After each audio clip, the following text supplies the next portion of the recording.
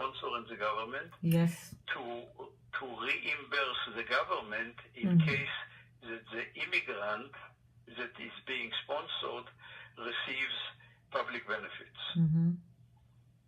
And until now, this affidavit of support was conclusive, which means if somebody had an affidavit of support meeting the income criteria, this was it. If you had an affidavit of support meeting the income criteria for your size of family, this was it. The government would not define you as public charge, and you would not be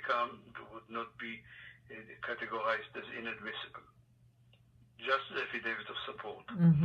Now, the big change that they are doing is to state that an affidavit of support is not conclusive, which means you may have an affidavit of support, but the government will still make a determination whether you are likely to ask for public benefits.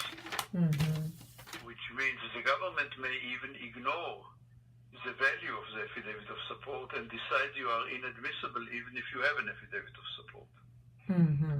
So this is a big change. And in addition to the affidavit of support, the government will also look at all kinds of factors, that's how they call it, factors, to decide if you are likely, which means if there is a chance or a risk that you will become a beneficiary of public benefits in the future. Now, this is a big change, because it actually gives every immigration officer and every American consul the power to decide, I suspect that you will become a public charge. On what basis? Because you are too old or too young or too sick, or you may become too sick. I'll give you a ridiculous example. The immigration officer or the consul may look at you and says, you are obese. You weigh 50 pounds, you are 50 pounds overweight. So you may become diabetic, and you may become a candidate for dialysis, which means you will be. Wow. So this is a very dangerous situation, opening the door for all kinds of arbitrary and capricious decisions. It is almost like being very subjective. Like now it's already very difficult. What more if this is... When do you see this being enforced, Attorney Golan? Well, those regulations have already been published and were already subject to public comment. The period for public comment finished in December, ended in December. They had approximately 200,000 comments from the public and from various organizations about it. And by experience, I know that usually they have arguments against every criticism and every comment, and most of it will probably become a valid enforceable regulation in the near future, maybe in the next 3-4 months.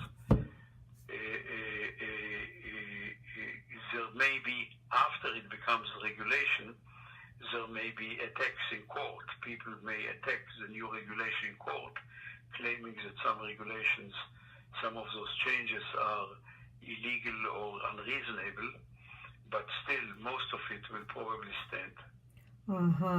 Would you know, Attorney Golan, if the comments were favorable? What's the percentage of being favorable or unfavorable? Usually what they do is when they publish the final regulations, they also publish a summary of the comments and their responses, why they don't accept the comments. So you may expect a volume of a few hundred pages with the arguments of the Immigration Service against the comments and why they go ahead with the regulations. Now, There's a question. Is it true that the sponsors are supposed to post a bond of $10,000? And if if the individual they're petitioning or is trying to support really fails the government, then the bonds, something like there's some money involved that they would have paid the government. Is that right? What is the issue on this, Attorney Golan? No, the bond will be an exception. Uh-huh. Which means sometimes, if the immigration officer determines that you are likely to become a public charge, sometimes the immigration service may permit you. It will not be your automatic right to post the bond, but the immigration service may permit you to post the bond in order for you to overcome